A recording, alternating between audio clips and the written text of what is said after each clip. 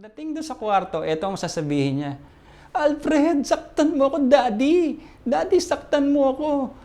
Kagatin mo tong nipples ko, Daddy. General yun, ha?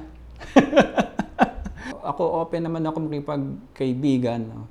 Pero kung tatanungin natin, kung ako'y babalik sa ganito, secret. Tapos may nagtatanong dun sa YouTube, sabi, all the way daw ba ako? Siyempre, kasama sa trabaho yun, all the way ako. Wala akong hindi ka na pwedeng mahiga. Kagaya na sinabi ko, hindi lahat ng bakla, chumutsu pa, o blow job. I-return mo yung favor mo sa kanila, roromansahin mo din sila, tapos may bakla, ganito eh. Gawin mo akong babae, Alfred. O, di siyempre, susundin mo yun eh. So, i-cater mo yung needs nila. So, all the way ka doon. Magandang umaga po sa inyo lahat. Magandang tanghali at magandang hapon na rin. Andito na naman po ako si Alfred Texon para sa ating interview sa second part ng ating profession na pagiging professional callboy. No? Nandito po ako ngayon para sa aking interview para makapagbigay ng mga kaalaman at mga ideas ng aking ginawa nung araw. No? At napansin ko sa YouTube channel na maraming mga nagtatanong at nandito ako ngayon para sagutin yung mga katanungan sa abot ng aking makakaya. Ayun po. Number one, yung looks daw po. May nagtatanong kasi na pangit mo naman eh. Paano ka naging callboy? No? Unang-una po, yes, sabihin na natin pangit, no? Pero kasi ganito po iyon. No? Noong way back 1993 nung nagsimula ako sa Isitan Recto, kagaya na sinabi ko sa first part ng ating YouTube video na ang ating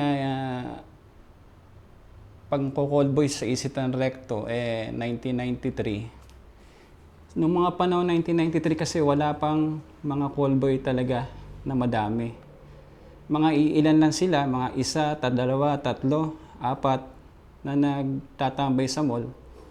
At noong mga panahon 1993, kagaya na sinabi ko, very discreet pa, no? So maraming mga kabataan o mga high school o mga binatilyo na hindi kaya pang pumatol sa pagbabakla, no? Kasi kahit na nahihirapan sila, hindi nila kaya. As of 1993, up to year 2000. Kagaya din na sinabi ko dati na mas marami yung bakla, mga homosexual, mga skeleton in the closet na tumatambay sa Isitan. Outnumbered kaming mga callboy.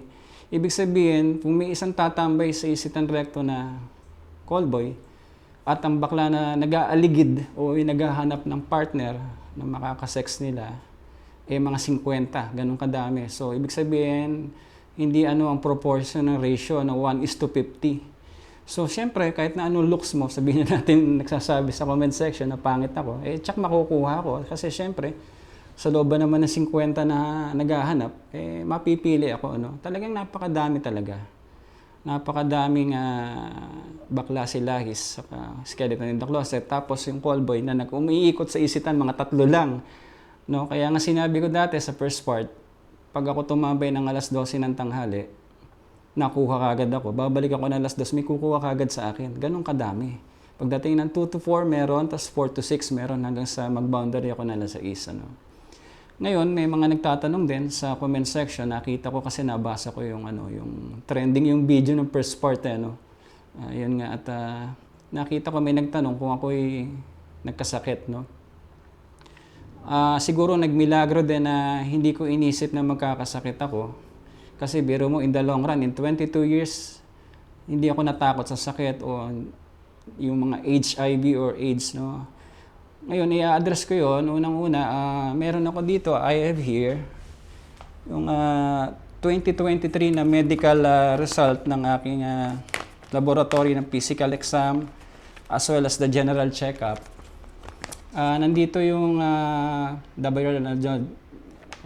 W.R. Ramos Diagnostic Laboratory sa Valenzuela, dated last year, 2023, na yung aking mga information na nandito, na negative ako sa lahat ng test, yung aking x-ray, yung aking ECG, okay, normal, yung aking blood chem, okay, tapos HIV negative, okay, urinalysis, wala akong sakit o whatsoever, buo yung kidney ko, buo yung liver ko. Overall impression, physically fit po ako. Siguro masabi ko, awa ng Diyos, hindi ako dinapuan ng sakit for the past 22 years. Okay? So, meron po akong naging sakit lang. Aaminin ko po sa off the record nga. Nagkaroon ako ng sakit. Anong sakit ito? Yung tinatawag na gonorrhea or tulo. Yung tulo kasi, yung nagkakaroon ka ng nana sa ihi, sa daanan ng ano. Ngayon, nagagamot naman ito. No? May mga iniinom na strong antibiotics. No? 3 times ako nagkatulo eh. Ngayon, tatanungin, saan mo nakuha yung tulo? Sa pambabakla ba? Tatapatin ko kayo, hindi ko nakuha sa pambabakla yung tulo eh. Kasi safe sex ako sa ganyan eh. Safe sex. Kaya lang, during my lean hours, yung wala akong customer sa Isitan, syempre sineselebrate ko naman yung sarili ko, tinitreat ko yung sarili ko. Minsan kasi may mga naglalakad ng babae doon sa Isitan Recto na pag nakakita kasi ako nung araw ng malaki puwet, sexy, sinusundan ko. Saka hindi ko titigilan at hindi ko ikakama o nadadala sa motel. Doon ako nagkaroon ng tulo. Maaari kasing hindi ko kilala yung babaeng nakasex ko. Nagkatulo ako. At nagamot naman. At yun nga. Yun lang ang naging sakit ko. Wala akong HIV. Okay naman ako internally. Yan. So nagtatanong naman kung nagkaroon ako ng pamilya. May nagtatanong, yes, nagkapamilya po ako. 1998 ako po yung nagpakasal. Sad to say, 2008 na hiwalay po ako. Dahil sa, alam niyo na po ang reason kung ba't ako na nagkahiwalay kami. May 3 akong anak. College graduate na sila lahat ngayon. Oo. Nahiwalay ako kasi si Mrs. Sabi nga, nag-demand siya na unang-una, hiwalayan kita Alfred kasi saan ka naman nakakita? Nagtatrabaho ka na Alfred, nang mamatrona ka pa, nang babakla ka pa.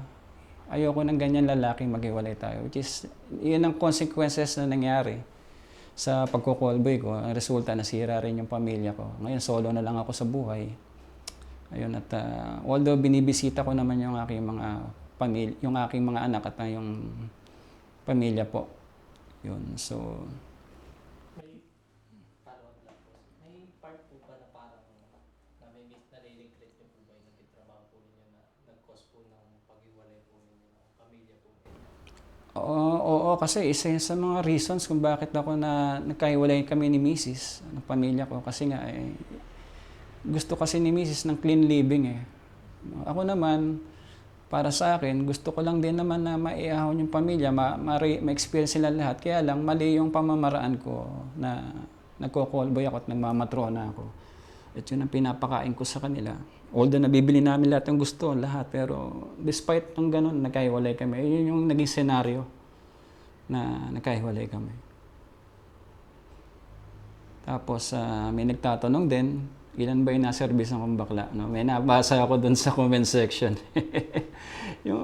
Kung ako yung nakakatatlong bakla sa isang araw, sige, aaminin ko na. Dahil sabi ko nga sa inyo, 1993 hanggang 2004, malakas kasi dahil tatatlo lang kaming callboy, ang baklang umiikot, may higit 100. So, do the math. Talagang kahit pangit ka, punggok ka, ako yung matangkad, 6'footer ako. At 100% makukuha ko kasi at number isa lang, tatatlo lang nagtitinda, ang bibili 100. No, so nakakailan bakla ako sa isang araw. Sinagot ko na yan nung first na nakakatatlong bakla ako sa isang araw.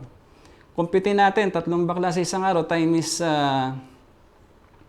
30 days. Sa isang buwan, may 30 days, di ba? Nakaka-90 akong bakla. Okay? Ngayon, i-stretch pa natin. Sa 10 years na lang na nagbabakla ako from 1993 hanggang 2004. So 10 years, ilang bakla yung dumaan sa akin? 1,080 ata kada per year eh. So lumalabas, let's sum it all up, aabot po ng 20,000 yung dumaan sa akin bakla. Pero pa yung umuulit. Siyempre may umuulit eh. Pagpaligay na natin 20 bakla yung dumaan sa akin. Nagmilagro, wala akong naging sakit. O yun, 20, grabe.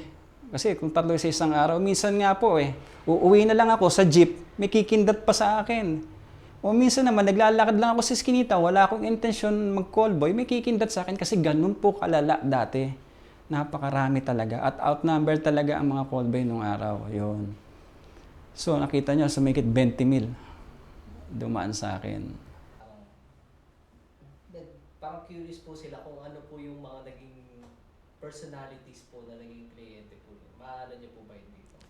disclose or para Oo, sige, disclose ko na rin yan. Ano, ganito, sa 22 years ko, no, nakailang abogado ako na customer. From Sandigan Bayan, from the Senate. Lahat naging customer ko, kilala ko pa naman. Lahat ng apelyido, pangalan nila, kung saan sila nakatira. Lahat, halos. Meron tayong mga congresswoman, may congressman tayo. Meron tayong mga abogado, may mga doktor na malalaki sa mga hospital ng St. Luke's, Manila Doctors, yan. Tapos maraming mga teachers na dumaan sa akin. Sa 20,000 ba namang bakla, ang dami eh, no? At kagaya ng sinabi ko, ang isa sa mga kagandahan dito nung pagko-callboy ko, na maaaring may pagmamalaki ko, nalibot ko yung buong Pilipinas eh. Kasi from up there, Isabela, nadala kasi ako doon. Kasi minsan hindi ka naman dadalhin sa motel, i-imbit ka nila sa bahay, all expense paid trip. Sagot nila lahat, dadalhin ka ng Isabela as far as nagkaroon ako ng customer sa Kawayan.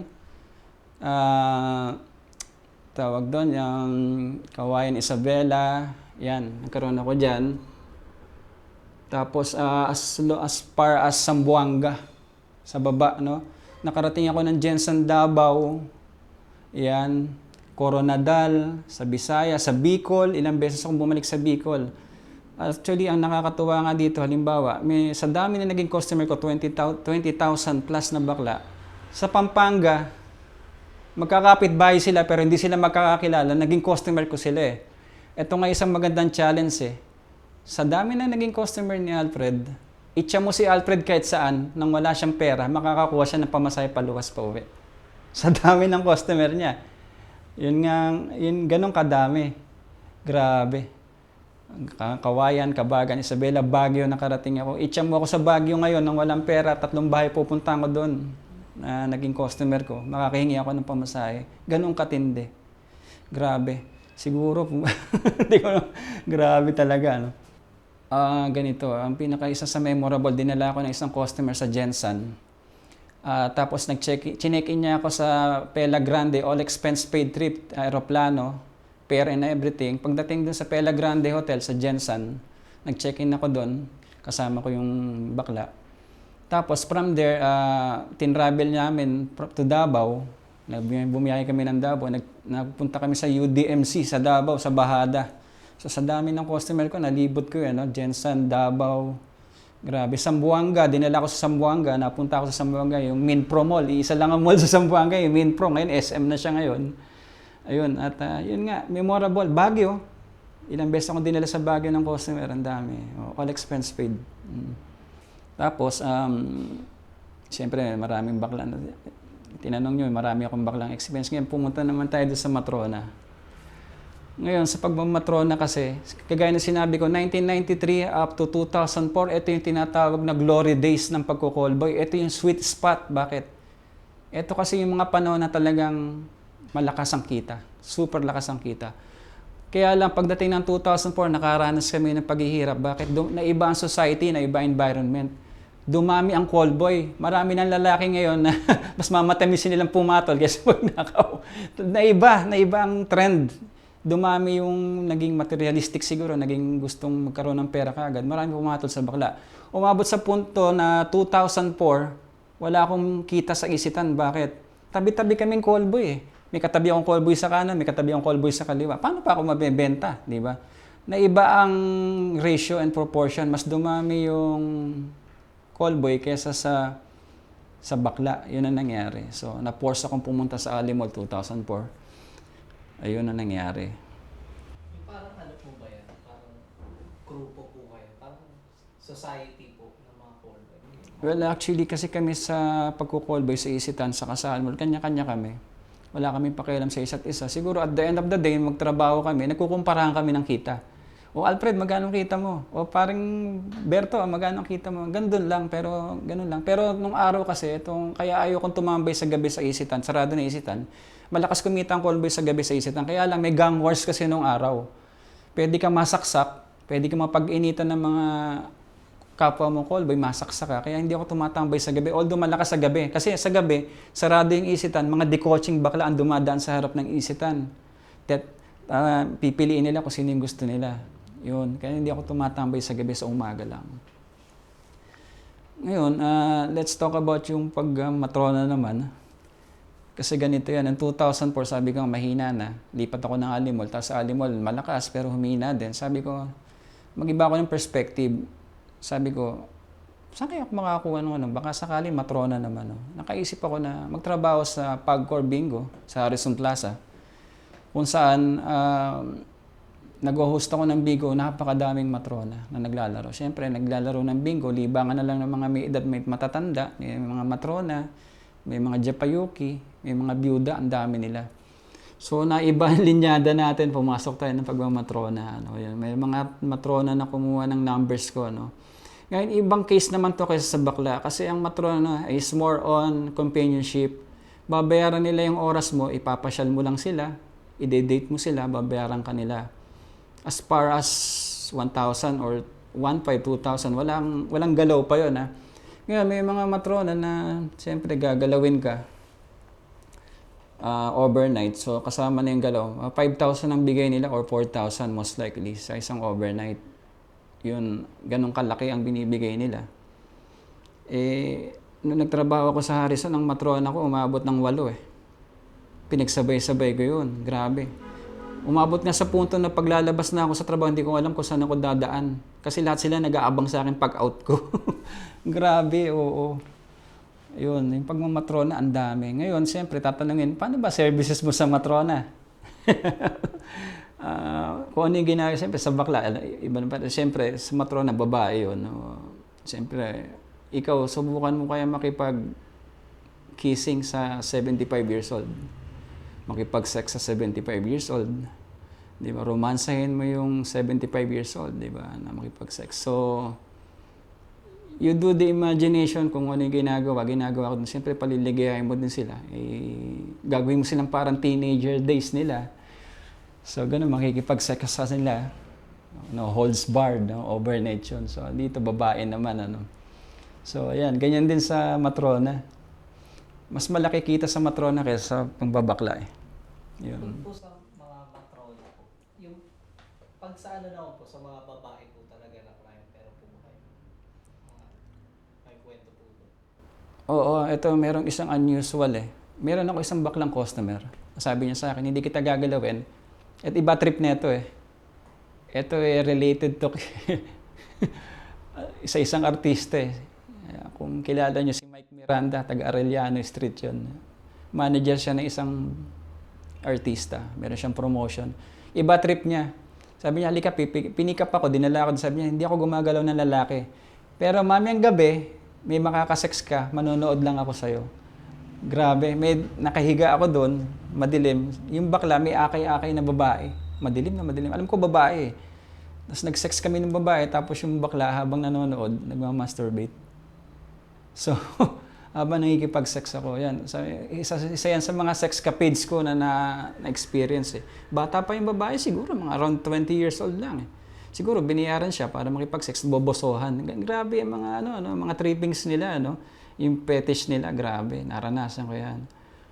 May mga ano pa po ba kayo, mga kwento pa po ba kayo, mga unusual na experiences, kaya parang nakakatawa mga experiences. Nakakatawa. Ito, nakakatawa. Buti tinanong mo yan. Yung isang, marami nagtatanong, sino ba si General? Sino si General? Hindi ko masabi yung pangalan, baka maaga ako mapadali buhay ko. Pero ito na lang, si General, kagalang-galang na General, lumalabas sa TV. Okay? Pero pag sa likod ng mga camera dito sa alam mo ba si General, pagka nandun ako sa BCDA, may bahay siya sa BCDA. BCDA, puro sundalo, puro polis nakatira doon sa Patagig. Okay, meron siyang unit doon, dinala ako doon. Ang style noon, matipuno siya. Ngayon, magiinuman muna kayo bago kayo mag-sex. Ang gustong-gusto ni General, malinis na malinis yung lamesa niya, ayaw niya na may natatapon na alak, pupunasan mo ng tissue, sasalinan mo siya ng Black Label, iinom. Ngayon, ito nakakatawa. Di ba? Kasi siya ginagalang eh. Pagdating doon sa kwarto, ito ang sasabihin niya. Alfred, saktan mo ako, Daddy. Daddy, saktan mo ako. Kagatin mo tong nipples ko, Daddy. General yun, ha? Yun, isa sa mga, biro mo, grabe. Alam mo, lahat tayo may dark side talaga eh. Matatawa ka sa kanya kasi portrait siya ng isang kagalang-galang na tao, tapos ganun makikita mo. Saktan mo ako, daddy. Kagatin mo yung nipple ko, daddy. Biro mo, general yun, ha? Ay, nako. Grabe. Ay, isa sa mga nakakatuwa experience. Grabe. Meron pa isang nakakatuwa experience. Pinikap kami, naubos kami sa isitan. 7 kaming callboy nakatambay, pumipinikap kami. Yung pala may birthday party ng isang traveling agency. 7 baklain na doon sa agency, 7 kami. Nagkaroon ng orgy doon sa, sa agency. Ay, Diyos ko po. Orgy yun, grabe. 7 kami, salin. 500 lang din ang bigay, grabe. Pero, ayan ang mga experience natin, hindi mga kalimutan. Oo. Ay, Diyos ko, grabe. Namimiss ko in some way kasi nakakagala ako eh. I go places eh. Biro mo, hindi naman ako mayaman, wala akong pera pero nalibot ko yung buong Pilipinas, di ba? Nag-travel ako, sumakay ako ng aeroplano. Nakarating ako from north to south. Na-meet ko yung mga iba't ibang klase ng tao. Ngayon, ito idadagdag ko sa dami na naging customer kong bakla. Nung nanganak si Mrs., dinala ko si Mrs. sa Manila Doctors. Libre ako ng OB-GYN. 2 yung OB-GYN kong customer doon eh. Nagkaroon ako ng trouble sa may kawayan, napaaway ako. Tawag ako kay Colonel. Pinadala na ako ng mga pulis. Nagagamit ko yung aking connection, yung mga ano. Tapos, na-trouble ako sa isang legal service na demanda, nagkademandahan. Nakalibre ako ng abogado kasi yung 2 kong abogadong bakla, nagamit ko. Libre ako sa gamot, libre sa lahat nagagamit ko. Mga libro ng mga teachers na mga naging customer ko, nagagamit ko yung mga libro, binibigay ko sa mga. Kumbaga, nagamit ko lahat yung connection. Grabe. Pediatrician ng mga anak ko, Makati Med, mga dati kong customer ng bakla. Grabe talaga. Oo. Hindi ako sa natutuwa o sa whatsoever. It is a memory na hindi naman kasi pero galing kasi sa madungis na paraan. Pero siguro nag-enjoy ako. At siguro naging part din ako ng kaligayahan ng ibang tao na mapasaya ko sila at natulungan naman nila ako. Siguro, let's keep it that way na lang. No? Although sabihin na natin masamang gawain ito, no? At least nag-enjoy. At wala tayong sinagasaan tao, no? Na kapwa tulungan. Tapos may nagtatanong dun sa YouTube, sabi, all the way daw ba ako? Siyempre, kasama sa trabaho yun, all the way ako. Wala akong hindi ka na pwedeng mahiga. Kagaya na sinabi ko, hindi lahat ng bakla, tsumutso pa, o bumablow job. I-return mo yung favor mo sa kanila, roromansahin mo din sila, tapos may bakla, ganito eh. Gawin mo akong babae, Alfred. O, di siyempre, susundin mo yun eh. So, i-cater mo yung needs nila. So, all the way ka doon. Tapos may nagtatanong ngayon, ito matindi. Pwede pa ba raw ba ako? May nakita ko sa YouTube eh. Pwede ka pa bang ma-hire, Alfred? Sabi ko, graduate na ako eh. Pero siyempre, may mga natitira kasi tayong client na loyal sa atin for almost 23 years na. Inuulit-ulit na ko na lang sila. Hindi na ako kumukuha ng iba. Hindi ko masabi, hindi ako makapangako. Pero siguro, kung bibigyan ng chance, baka lumabas ulit ako. Pero, ganun talaga eh. That's who you are. That's define yung chosen life mo eh, no? Kung yun tinahak mo, yun ang mangyayari talaga. Tapos may nagtanong kung bakla daw ako. Actually, hindi ako bakla eh. Maaaring pumatol ako sa kapwa lalaki. Siyempre, customer yun eh. Pero kung makakita ako ng gwapo sa labas, hindi naman ako magkakagusto eh. Na gusto ko siyang hadahin, di ba? Hindi ako ganun. Kung may customer ako, respetuhin ko yung respeto, lalaki, makakasex ko yung lalaki. Kasi meron din ako customer na babae. May jowa ka rin, may naging asawa ka din, no? Saka hindi ako papatol ng libre. Ibig sabihin nun, might as well 80% straight ako eh. Maaring bisexual in some way, pero hindi ako nagkakagusto sa lalaki. So hindi rin ako bakla. Kahit i-check nyo yung phone ko, puro sexing babae nakalagay doon, walang lalaki. So, yun. Tapos may nagtanong nga eh, sabi niya, pag naging customer mo ba yung bakla magiging bakla din ang customer, magiging bakla ka din. Unang-una, sa ibang case kasi nakakita ko ng callboy sa Isitan Recto, dati siyang lalaki eh. After 3 years, may makeup na siya. Bakla na din siya. So, ganun lang, it's up to you kasi kung maaakay ka sa the other side eh. Or you keep it that way na straight ka. So, sa case ko, hindi ako naging bakla. Straight pa rin ako as we speak right now. Oh, ayun. Kagaya na sinabi ko, iba-ibang tao eh. Iba-ibang gusto. Kung pangit sa'yo, pogi sa akin. Di ba? Pero in general naman, sa masasabi ko, kung makikita niyo sa slide presentation, yung picture ko nung araw, nung bata pa ako, mestizo, 6-footer, you do the math, siyempre, matangkad na, may maputi. Sabihin na natin, pangit ako sa iba, mabebenta ka talaga. Kagaya ng sabi ko, kasi kukunti nga kaming callboy nun eh. So, mabilis kaming makukuha. Mas marami ang bakla kasi noon. Actually, hindi naman kasi kaila sa kanila yung Facebook account ko eh, which is Alfred Texon. Maraming friend request doon, nagpa-flood ngayon yun. Umabot na nga namang 700 na friend request. Private messages, umabot na rin ng 900 plus sa ngayon. Hindi ko naman masagot lahat. Pero ako, open naman ako makipagkaibigan. No? Pero kung tatanungin natin, kung ako'y babalik sa ganito, secret. Bahala na kayo mag-isip. Sabi ko. Yan lang masasabi ko.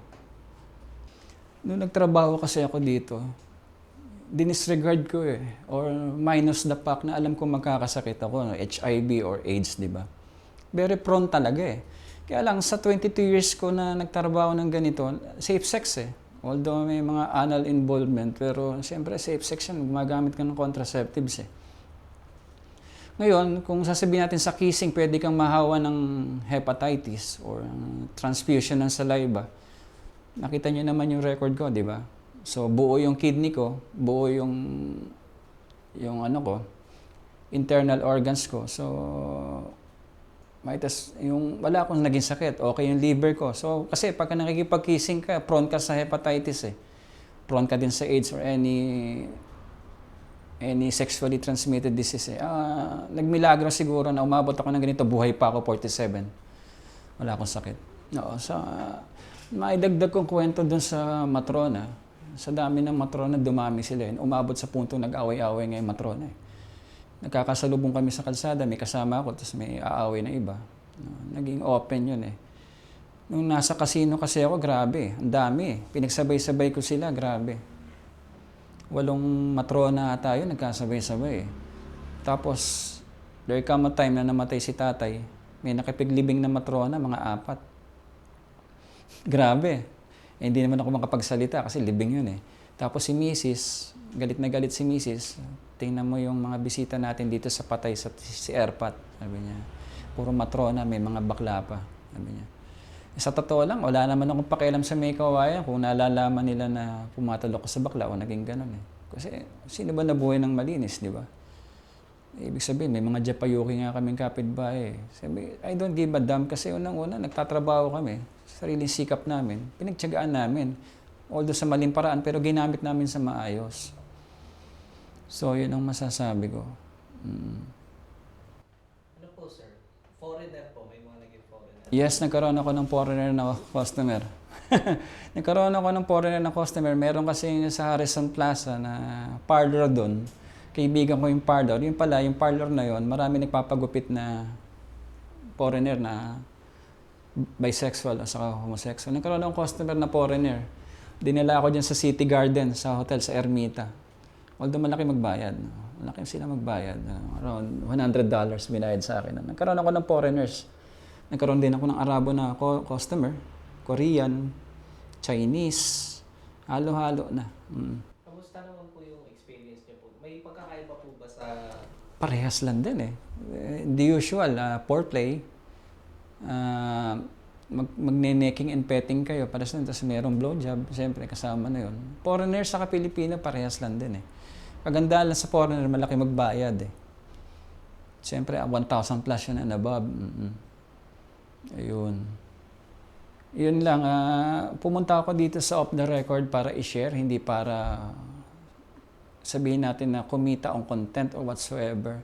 Gusto kong kapulutan ng aral nitong aking experience na sana na yung mga nagbabalak gumawa nito, itigil nyo na kasi nga wala na eh. Baksak na industry ng pagkukolbo eh. Nauso ngayon yung mga massage pero sooner or later, wala na eh. de-demolish na yung ganitong style ng trabaho eh. Kasi nag-evolve na ang society, nag-evolve ang environment. Iba na ngayon. Kasi widely accepted na ang homosexuality rito. As well as bisexual and skeleton in the closet. Lumantad na sila, lumabas na sila eh. So wala na silang tinatago. May freedom na sila. So yung mga callboy, wala na yung baksak na. Kung gagawin niyo ito, wag na. Masasayang ang buhay niyo, masisira ang buhay niyo, masisira ang pamilya niyo. At the end of the day, talo kayo. Sana makapulutan nyo ng aral nito at yun at nagpapasalamat ako sa off the record, binigyan ako ng chance para ma-interview. Yun lang po at maraming salamat. Thank you very much po. Mga ka-off the record, gusto nyo pa ba ng ibang malupit na istorya? I-click nyo lang ang mga video na nasa screen. Maraming salamat!